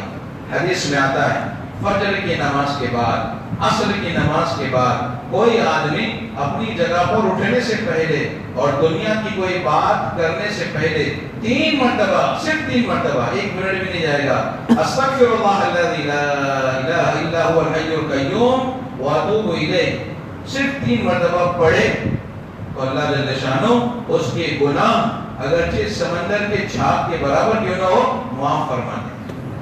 لو روزانہ اللہ کی طرف سے معافی, لیکن کس کے لیے؟ فجر اور عصر کی نماز پڑھنے والے کے لیے. کوئی آئے ہی نہیں مسجد میں تو اس کو کہاں موقع ملے گا, کوئی نماز ہی نہیں پڑھے تو اس کو کہاں موقع ملے گا. اس لیے فرمایا عصر اور فجر کی نماز کے لیے جو ضرور مسجدوں میں آیا کرو, نماز کے لیے آنا ہے. تو اس میں جو 3 مرتبہ اگر کوئی آدمی یہ کہہ دے تو اللہ جل شانہ اس کے گناہوں کو معاف کرے. تو بھائیو بزرگو دوستو اللہ کی طرف سے یہ پیکیج چل رہا ہے. آج کی رات میں اسی کی ہے اللہ جل شانہ گناہوں کو معاف فرماتے ہیں. اللہ کیسے معاف فرمانے والے ہیں؟ اللہ اکبر. کفل نام کا ایک آدمی تھا, کفل اس کا نام تھا. روزانہ اس کا معمول تھا رات میں شراب اور نئی نویری دلہن, بس روزانہ اس کا ہی معمول, روزانہ یہی اس کا معمول. ایک مرتبہ ایک لڑکی کو 60 دینار دے دیے اور جو ہے اس کو اپنے کمرے میں لے کے آیا. جب کمرہ بند ہو گیا وہ لڑکی رونے لگی تو اس نے کہا کہ میں نے زبردستی تو نہیں کی تیرے اوپر, اپنا معاملہ طے ہوا ہے, 60 دینار دیے تو اپنے مرضی سے آئی ہے, تو کیوں رو رہی ہے؟ میں نے زبردستی کی. تو کہا زبردستی نہیں کی ہے. پھر کہا کہ رو کیوں رہی ہے؟ کہا رونا اس وجہ سے آ رہا ہے میں طوائف نہیں ہوں, میں کوٹھے کی لڑکی نہیں ہوں, اس کے اڈے کی لڑکی نہیں ہوں, میں بہت غیرت مند ہوں اور عزت دار کی اولاد ہوں. اپنا جسم فروغ کرنے کے لیے میں ایسے نہیں آئی ہوں, مجھے بھوک نے یہاں پر لایا. کس نے لایا؟ مجھے بھوک نے لایا. اس کے اوپر بھوک کیسے آئی؟ اس میں غسل کس کا ہے؟ ارے بولو, ہمارا ہے. اس کا غسل ہے ہمارا ہے. کسی مسلمان کے لڑکی کے پاؤں میں پاسیب بنتے ہیں, ہاتھ میں گھنگرو بنتے ہیں, اور وہ کسی گیدرنگ کی زینت بنتی ہے یا کسی ریڈ ہاؤس میں جا کر وہاں اپنی عزت کا سودا کرتی ہے, تو سارے کے سارے بزرگ دوستوں یہ شوق میں نہیں جاتے. اس میں بہت سارے ایسے ہیں جو مجبوراً جاتے ہیں, اور واللہ جن کے وہاں جانے کا سبب ہم سب ہیں, ہم سب ہیں. پورا معاشرہ ہے, پورے امت اس کے ذمہ دار ہے. جو شوق سے جائے الگ بات ہے. تو سب کی عزتیں جو ہے وہ بزرگ دوستوں شوق سے پیچھے نہیں جاتی. کوٹھے پر رہنے والی بہت ساری عورتیں اور ہماری دوشیدائیں ایسی ہے کہ جن کو وہاں پر بھیجنے کا سبب ہم ہے. ہم کیسے ہیں؟ ہم کیسے سبب بنے؟ ہم نے کہا, ہم کیوں کہیں گے؟ پھر ہمارے اوپر گناہ کیوں؟ ہم اس میں شامل کیوں؟ ہم اس میں شامل ہے کہ اللہ نے مجھے مال دیا ہے. مالدار ہونے کی وجہ سے صرف 1 مرتبہ پورے سال میں, کتنی مرتبہ؟ 1 مرتبہ میرے اوپر اللہ نے زکوٰۃ فرض کی ہے. وہ بھی کتنے پہ؟ 1 روپیہ وہ تو نہیں تھا, 7.5 تولے سونے کے بقدر پیسہ یا 52.5 تولے چاندی کے بقدر پیسہ ہو تو سفر نہیں. دیکھو کتنا اللہ کا احسان ہے. ارے کتنے پہ؟ 7.5 تولے سونے کے بقدر پیسہ. تو ذرا حساب لگا 55,000 کا بھی ہم جو ہے وہ سونا اگر تولہ لگائے تو کتنے ہو گئے؟ 4,12,000 روپے ہو گئے. دیکھو نا اشرف بھائی میمن کا بچہ ہے, حساب غلط نہیں کرتا. کتنا ہے؟ 4,12,500. 4,12,500 روپے ہو رہے ہے سب کے پاس. کہیں ایسے بیچارے ان کے پاس نہیں. وہ بھی کب؟ ارے کب؟ ہر مہینہ زکات ہے, پھر سال میں 1 مرتبہ, وہ بھی کتنا؟ ایسا حساب دے دو, آدھا دے دو, ربع یعنی پاؤ دے دو, ایسا ہے. ارے 100 روپے پہ 2.5 روپیہ. 100 روپے پہ کتنا؟ 1 بھی ہم اگر نہیں دیں گے تو ہماری امت کی دوشیزائیں, مسلمانوں کی کنواری بچیاں بہت ساری پیٹ کے واسطے اس کوٹھے کے رونق بنے گی, اور ان کے پاؤں میں جو ہے بازیک پہنائے جائے گے اور نچایا جائے گا ہاتھ میں گھنگرو بجا کے. قیامت کے دن ادھر ادھر ہم کو حساب دینا پڑے گا. خدا کی قسم یہ رمضان کا مہینہ آ رہا ہے, حالانکہ زکات کا تعلق رمضان سے نہیں ہے, سال کے پورا ہونے پر ہے, لیکن رمضان میں ثواب زیادہ ہے. اکثر لوگ دیتے ہیں اپنے مال کی خدا را زکات دے دو. آپ کا زکات دینا کسی عالم کے لیے, کسی تنظیم کے لیے, کسی فقیر کے لیے مہربانی نہیں ہوگا, یہ آپ کے لیے جو ہے مہربانی, آپ کے اوپر مہربانی ہے کہ آپ نے آپ کا بوجھ جو ہے ہلکا کر دیا. پوری زکات دینا ہے. ایک تو زکات نکالنا ہے. بعض لوگ ماشاءاللہ 25,000 روپے نکالتے ہیں, 50,000 روپے نکالتے ہیں, لمسم دیتے ہیں. زکات کوئی لمسم ہے؟ اس لیے اللہ نے پائی کا رتی کا زکات میں حساب بتایا ہے. سونا ہو تو کتنا, چاندی ہو تو کتنا, مالی تجارت ہو تو کتنا, مویشی ہو تو کتنے, اور فصل ہو تو کتنی. فصل میں ہمارا دھان بھی آ گیا, زبیب بھی آ گیا, عنب بھی آ گیا یعنی کشمش وغیرہ, چھوارا بھی آ گیا, تمر, یہ سب بتائی شریعت نے کیوں بتایا؟ ایسے لمسم دینے کے لیے. تو بھائی اور بزرگ دوستو, اللہ کے واسطے اس آنے والے مبارک مہینے میں ابھی سے اپنے مال کا حساب کر لو. یہ اللہ کی مہربانی ہے کہ اللہ جل شانہ گناہوں کے باوجود ہم کو نبھا رہا ہے. اگر نگرانی پہ فرشتہ رکھتا تو ایک آدمی بھی ایک پائی کی جو ہے وہ ڈنڈی مارتا کیا زکات میں؟ چلو فرشتہ نہیں ہے لیکن اللہ تو دے کر ہے, حساب تو دینا پڑے گا. بہت سارے کارہائے نمایاں اور خیر کے کام آپ کے زکات کے پیسے سے امت کے اندر آئے گے. میں ہمیشہ کہتا ہوں ہمارے بستی میں اگر ایمانداری کے ساتھ جن لوگوں پر زکات کو اللہ نے فرض کیا ہے اگر فرض کر لے, میں چوڑے تو نہیں کروں گا لیکن یقین کے ساتھ یہ بات کہوں گا کہ اس بستی میں کوئی بھی جو ہے غریب نہیں رہے گا. دوسرے سال وہ جو ہے صاحب نصاب بنے گا. کیوں ڈنڈی مارتے ہو اللہ کے حق میں؟ اس کا آپ کو حساب دینا پڑے گا. حدیث میں, قرآن میں اس کے اوپر وعید ہے نہ ادا کرنے پر. بہرحال تو اس نے کہا کہ میں طوائف نہیں ہوں بلکہ بھوک نے مجھے جو ہے یہاں لایا ہے, اور زاروں پتا رونے لگی. اللہ نے کفل کے جو ہے دل میں بات ڈال دی. دروازہ کمرے کا کھولا اور کہا کہ بہن میں تجھے عزت سے بری کرتا ہوں, تو اس کمرے سے باہر چلی جا. وہ بھی دارو پتا رونے لگا اور کہنے لگا یہ جو 60 دینار میں نے تجھے دے دی ہے یہ بھی تو ہی رکھ لے. 60 دینار کتنے بنتے تھے؟ کوئی کا دینار پیسے کا, وہ اس کا کاغذ کا. ارے دینار کس کو کہتے تھے؟ سونے کے سکے کو. سونے کے سکے کو کیا بولتے تھے؟ دینار. اور چاندی کے کسے کو؟ درہم. اس لیے ابھی بھی درہم کم ہے اور دینار زیادہ ہے. یہ تو کاغذ کا ایک سکہ ہے. بہرحال سونے کے سکے کو دینار کہتے تھے. تو سونے کے سکے کی دینار کی قیمت کتنی ہے آج کے حساب سے, ہمارے ملک کے حساب سے؟ آپ کو بتاتا ہوں تقریباً 6-7 لاکھ روپے ہو گئے. کتنے ہو گئے؟ 6-7 لاکھ روپے ہو گئے. اتنا جو ہے روزانہ برائی میں ہر رات وہ جوان خرچ کرتا تھا. بہرحال اس کو جو ہے بری کر دیا, چھوڑ دیا اور کہا یہ دینار بھی مجھے واپس مت دے, جا تو اپنا گھر بنا لے. اس سے تعرض نہیں کیا, اس کو چھوڑ دیا. اور خود بھی رونے لگا اور جاتے جاتے کہنے لگا یہ قبلہ بہت ناکارہ ہے، یہ قبلہ جو ہے بہت ناکارہ ہے، بدکار ہے، تو قبلے کے لیے بھی جو ہے وہ دعا کرتے، چلی جا بہن چلی جا. اس کو چھوڑ دیا، وہ چلی گئی، وہ چلی گئی. اللہ نے قبلہ کو موت دی، مر گئے. پتہ نہیں کیا ہو گیا، مر گئے. جب مر گیا تو بزرگ دوستو اس کے دروازے پر بلکہ مین گیٹ پر اللہ جل شانہ نے لکھ لیا سنہرے الفاظ میں، بڑے الفاظ میں، ان اللہ قد غفر للکفل، کہ بے شک اللہ تعالیٰ نے کفل کے سارے گناہوں کو معاف کر دیا، زندگی بھر کے سارے گناہوں کو معاف کر دیا. علماء نے لکھا ہے جب بستی والے صبح اٹھے اور صبح انہوں نے جب یہ جملہ دیکھا تو سارے کے سارے حیران ہو گئے.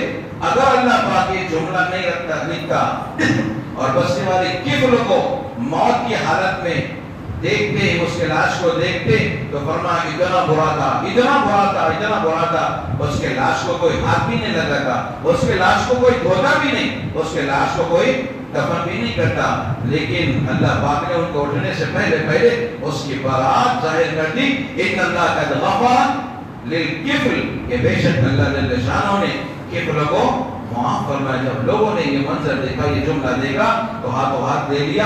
اس کے تجہیز کی اور تکفین کی جو ہے وہ بزرگ دوستوں تیاری کی. کفل بنی اسرائیل میں سے تھا. کفل کس میں تھا؟ اور ہم اور آپ کون ہیں؟ حضور پاک صلی اللہ علیہ وسلم کے امتی ہے، غلامان رسول ہے. حضور پاک صلی اللہ علیہ وسلم کے امتی ہے. ایک کفل بنی اسرائیل کا فتکار تھا زندگی بھر کا.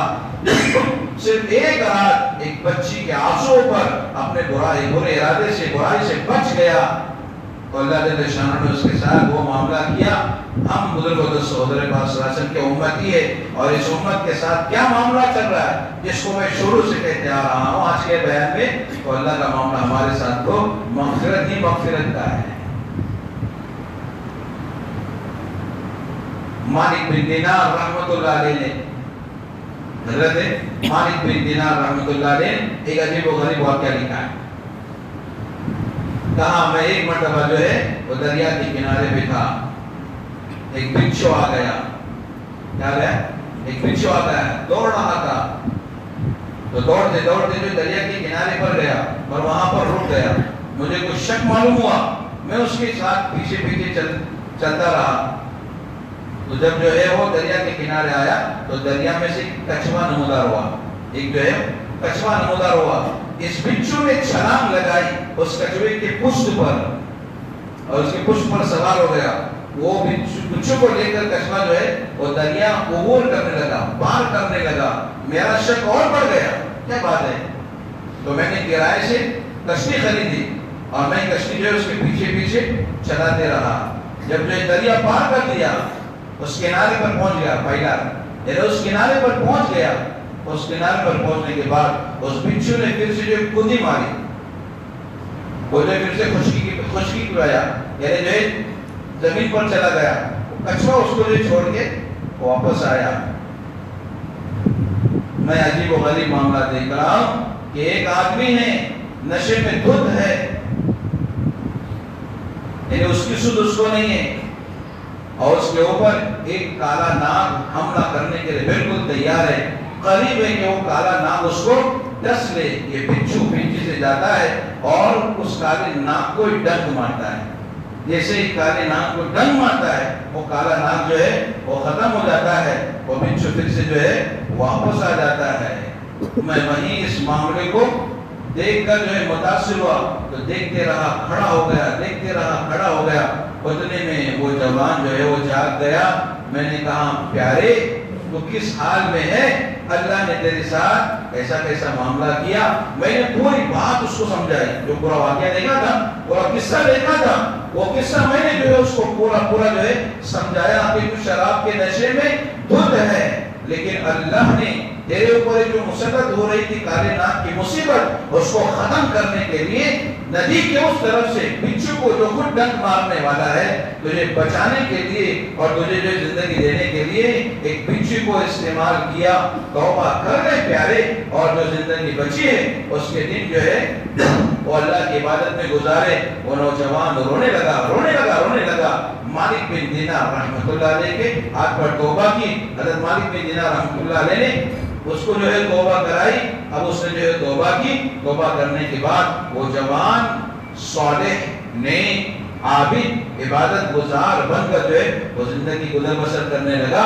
اس کا رخ تبدیل ہو گیا۔ حضرت مالک بن دینار رحمۃ اللہ علیہ کے پاس سے اس کے دل کو چوٹ لگ گئی، احساس ہو گیا، زندگی کا رخ تبدیل ہو گیا۔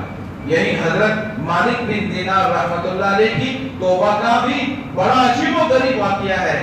اور مالک بن دینار رحمۃ اللہ علیہ بھی جو شرطا تھے اور ان کی زندگی بھی بہت خراب تھی، ان کو بھی توبہ نصیب ہوئی تھی۔ وہ آج کی رات میں توبہ ہوئی، نصف شعبان میں، پھر بہت بڑے اللہ والے بن کر جو ہے اس دنیا سے مالک بن دینار رحمۃ اللہ علیہ ہو کر گزرے ہیں۔ اس لیے بھائیوں، بزرگوں، دوستوں، آج کی رات میں آنے والا رمضان ہے، اس رمضان کی راتوں میں ہم اللہ جل شانہ سے توبہ کر لیں، اپنے گناہوں پر استغفار کر لے اور گناہ اور جو ہے دعاؤں کی کثرت کر لے۔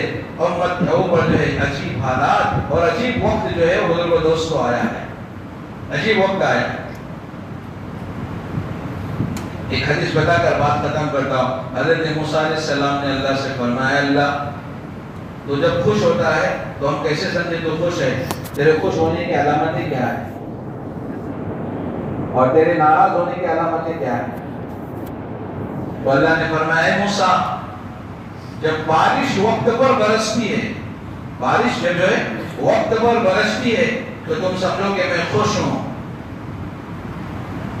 اور مال پیسہ جب نیک لوگوں کے ہاتھ میں آتا ہے، سخی کے ہاتھ میں جاتا ہے، اس کے ہاتھ میں سخی کے ہاتھ میں مال جاتا ہے، مالدار بنتے ہیں سخی، تو تم سمجھنا میں خوش ہوں۔ اور تیسری علامت، جب حکومت کے کارندے یعنی حکومت والے حکام جب عقل مند ہوتے ہیں، باشعور ہوتے ہیں، سمجھدار ہوتے ہیں، تو تو سمجھنا موسیٰ کہ میں جو ہے خوش ہوں۔ ایسے ہی میرے ناراضگی کی 3 علامتیں ہیں۔ پہلی علامت یہ کہ موسیٰ جب دیکھو بارش کبھی بھی برس رہی ہے، جیسے رات میں بارش ہوئی، اللہ ہم کو معاف فرمائے، اللہ ہم کو معاف فرمائے، رات میں بارش ہوئی۔ اے موسیٰ، پہلی علامت جب تم دیکھنا کہ بارش بے وقت ہو رہی ہے، بغیر ضرورت کے ہو رہی ہے، سمجھنا میں ناراض ہوں۔ دوسری بات، پیسہ جب بخیلوں کے ہاتھ میں جائے، بخیل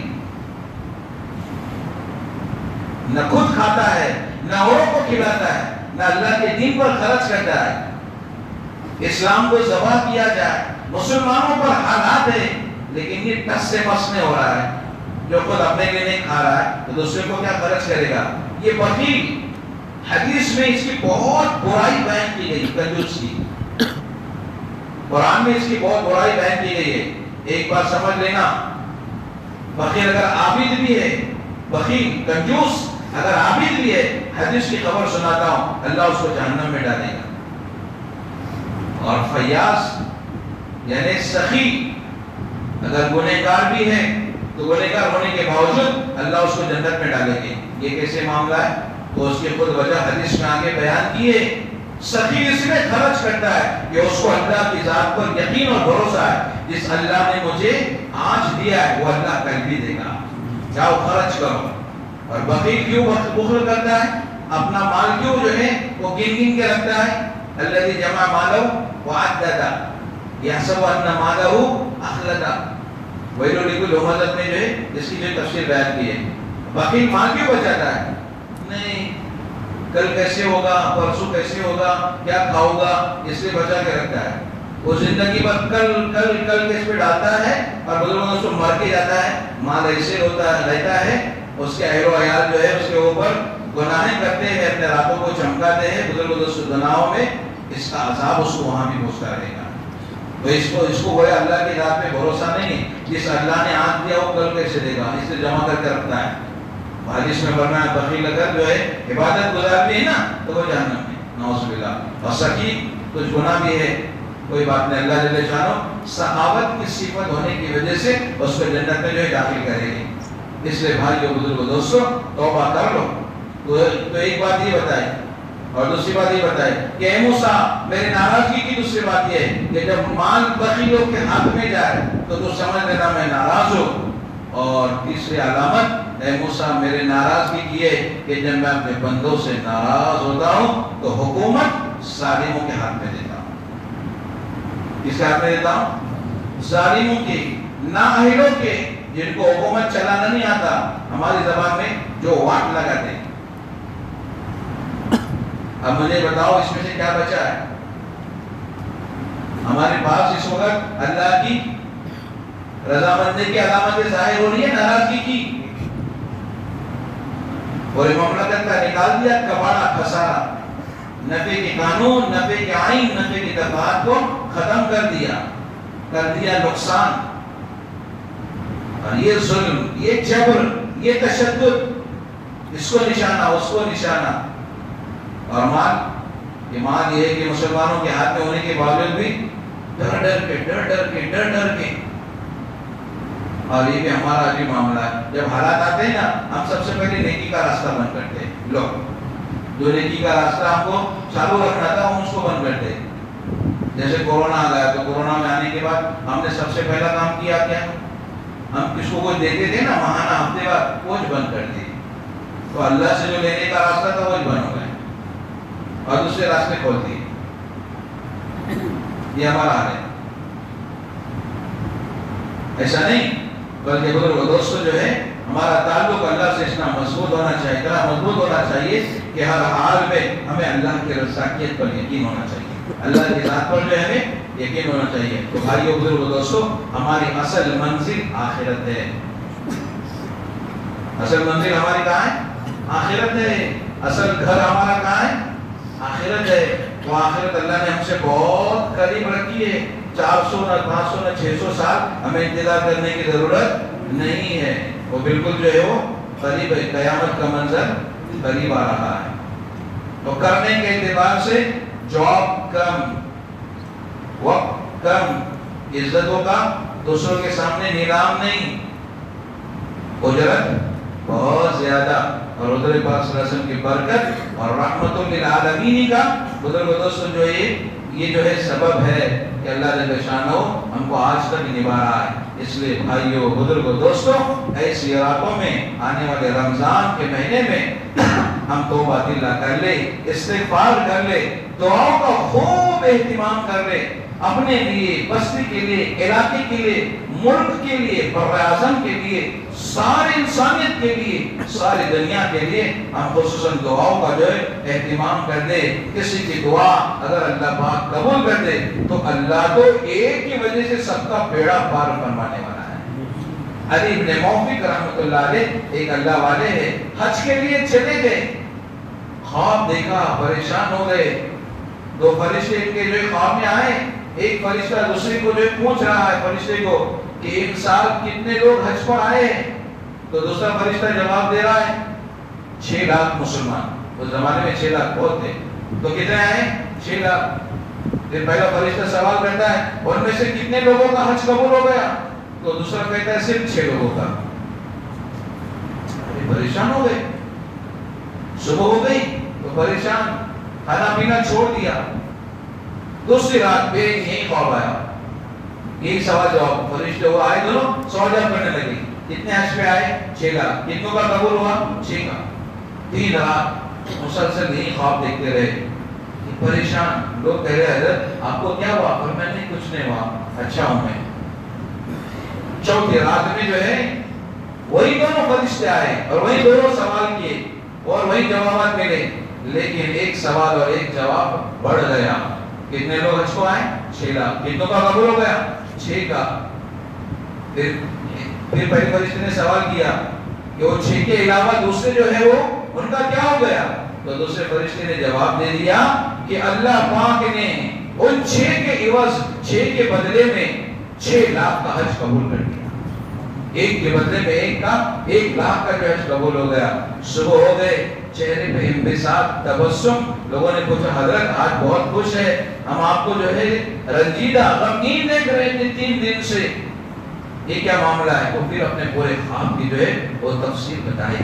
اس لیے بزرگ دوستوں, کسی کی توبہ, کسی کی دعا اگر اللہ پاک قبول کر لے, سارے امت کا بیڑا پار فرما دے, تو اللہ سے کوئی پوچھنے والا نہیں. ہمارا ایک آنسو, ہماری 2 رکعتیں اور ہماری ایک توبہ اگر اللہ جل شانہ کو جو پسند آ جائے, تو اللہ جل شانہ جو بزرگ دوستوں ہماری زندگی اور آخرت کا بیڑا جو ہے وہ پار لگا سکتے ہیں. اس لیے بھائیو, بزرگ دوستوں, ایسے راتوں کو جو پیکیج کیے وہ اس میں جو ہے خصوصی طور پر اللہ کی جو رحمتیں ہیں ہم کو جو ہے وہ وصول کرنے کے لیے انتہائی کوشش کرنا ہے. تو بھائی کرو گے انشاءاللہ, اللہ جل شانہ عمل کی توفیق عطا فرمائے. اللهم صل على سيدنا محمد وعلى ال سيدنا محمد وبارك وسلم. يا اول الاولين ويا اخر الاخرين ويا ذا القوة المتين ويا راحم المساكين ويا ارحم الراحمين. اللهم انا ندعوك الله وندعوك الرحمن وندعوك البر الرحيم وندعوك باسمائك الحسنى ما علمنا منه وما لم نعلم.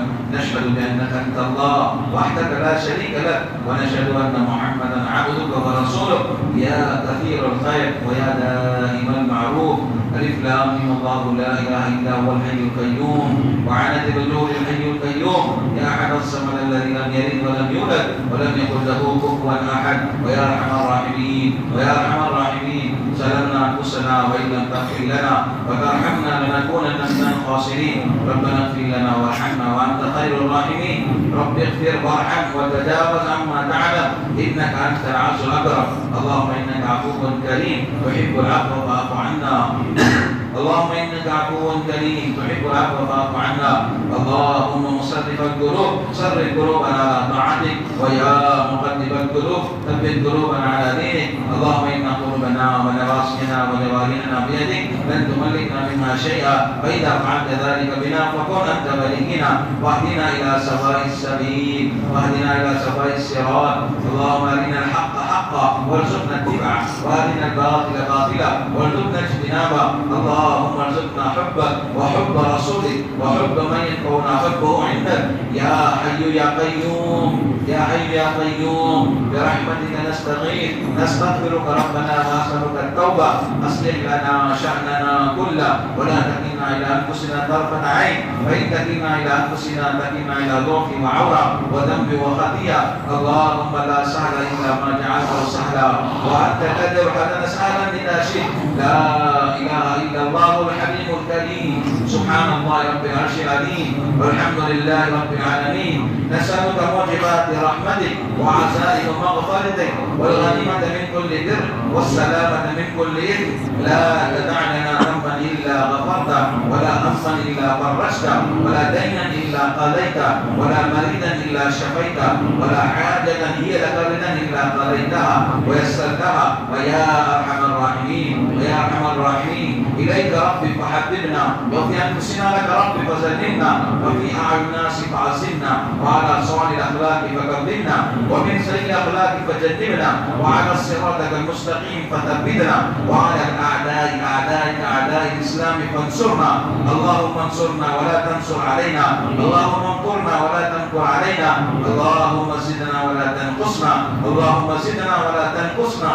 اللهم ارحمنا ولا تسلط علينا بذنوبنا من لا يخافك ولا يرحمنا. اللهم اشرح صدورنا للإسلام. اللهم حبب إلينا الإيمان وزينه في قلوبنا وكره إلينا الكفر والفسوق والعصيان. اللهم اجعلنا من الراشدين واجعلنا من المهديين واجعلنا من عبادك الصالحين. اللهم تاجر قلوبنا من النفاق وأعمالنا من الرياء وألسننا من الكذب وأعيننا من الخيانة, فإنك تعلم خائنة الأعين وما تخفي الصدور. ربنا آتنا في الدنيا حسنة وفي الآخرة حسنة وقنا عذاب النار. ربنا لا تؤاخذنا إن نسينا واخطأنا. ربنا ولا تحمل علينا إصرا كما حملته على الذين من قبلنا. ربنا ولا تحملنا ما لا طاقة لنا به واعف عنا واغفر لنا وارحمنا. أنت مولانا وانصرنا على القوم الكافرين. ربنا لا تزغ قلوبنا بعد إذ هديتنا وهب لنا من لدنك رحمة إنك أنت الوهاب. ربنا هب لنا من أزواجنا وذرياتنا قرة أعين واجعلنا للمتقين إماما. ربنا اغفر لنا ولإخواننا الذين سبقونا بالإيمان ولا تجعل في قلوبنا غلا للذين آمنوا ربنا إنك رؤوف رحيم. ربنا أتمم لنا نورنا واغفر لنا إنك على كل شيء قدير. اللهم صل على محمد كلما ذكره الذاكرون وصل على محمد كلما غفل عن ذكره الغافلون. اللهم إنا نسألك الهدى والتقى والعفاف والغنى. ربنا زدنا علما. اللهم حاسبنا حسابا يسيرا. رب ارحمهم كما ربياني صغيرا. جزا الله أن محمدا صلى الله عليه وسلم وآله. اللهم إنا نسألك علما نافعا ورزقا واسعا وحلالا طيبا وخلقا حسنا وعملا صالحا وعملا متقبلا وشفاء من كل داء. اللهم إنا نعوذ بك من علم لا ينفع ومن قلب لا يخشع ومن نفس لا تشبع ومن دعوة لا يستجاب لها. اللهم اهد الناس جميعا. اللهم اهد الناس جميعا. اللهم اهد الناس جميعا. اللهم اهدنا واهد بنا واجعلنا سببا لمن اهتدى. اللهم اهدنا واهد بنا واجعلنا سببا لمن اهتدى. اللهم انا نسألك جنة الفردوس ونعوذ بك من النار. اللهم انا نسألك جنة الفردوس ونعوذ بك من النار. اللهم اغفر لأمة محمد صلى الله عليه وسلم ما قدمت وما أخرت وما أسرت وما أعلنت. اللهم انا نسألك من الخير كله عاجله وآجله ما علمنا منه وما لم نعلم ونعوذ بك من الشر كله عاجله وآجله ما علمنا منه وما لم نعلم. يا من لا تراه العيون ولا تخالطه الظنون ولا يصفه الواصفون ولا تغير الحوادث ولا يخشى الدبائر. يعلم مثاقيل الجبال ومكاييل البحار وعدد قطر الأمطار وعدد ولد الأشجار وعدد ما أظلم عليه الليل وأشرق عليه النهار. ولا تواري منه سماء سماء ولا أرض أرضا ولا بحر ما في قعري ولا جبل ما في بعري.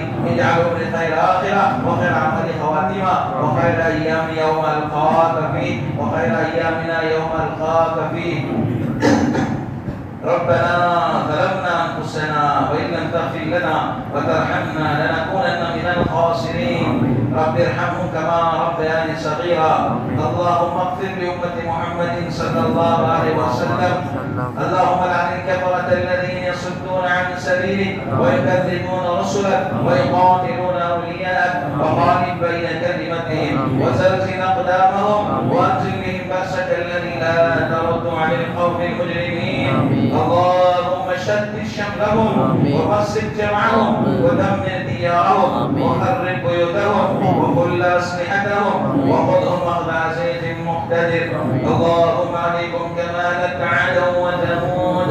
اللهم عليك من أراد بالإسلام والمسلمين سوءا وشرا.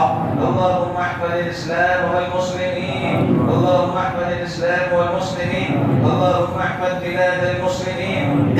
اللهم احفظ بيوت المسلمين. اللهم احفظ شباب المسلمين. اللهم احفظ شباب المسلمين. اللهم احفظ شباب المسلمين. اللهم احفظ نساء المسلمين. اللهم احفظ مساجدنا ومكاتبنا ومدارسنا ومراكزنا ومقابرنا وعلماءنا. اللهم انا نجعلك في نحورهم ونعوذ بك من شرورهم. اللهم استر عوراتنا وامن روعاتنا. اللهم استر عوراتنا وامن روعاتنا. حسبنا الله ونعم الوكيل نعم المولى ونعم النصير. اللهم ادفع عنا البلاء والوباء والقحط والمرض والداعون والمحن. اللهم اصلح احوال المسلمين في كل مكان وفي كل زمان خصوصا في هذا البلاد خصوصا في هذا البلاد. اللهم اصلح احوال المسلمين في كل مكان وفي كل زمان. اللهم احفظ شعائر الاسلام في هذا البلاد. اللهم احفظ شعائر الاسلام في هذا البلاد. اللهم احيي الدين كله في بلاد كل عالم. اللهم احيي الدين كله في بلاد كل عالم. اللهم احفظ حرمين الشريفين.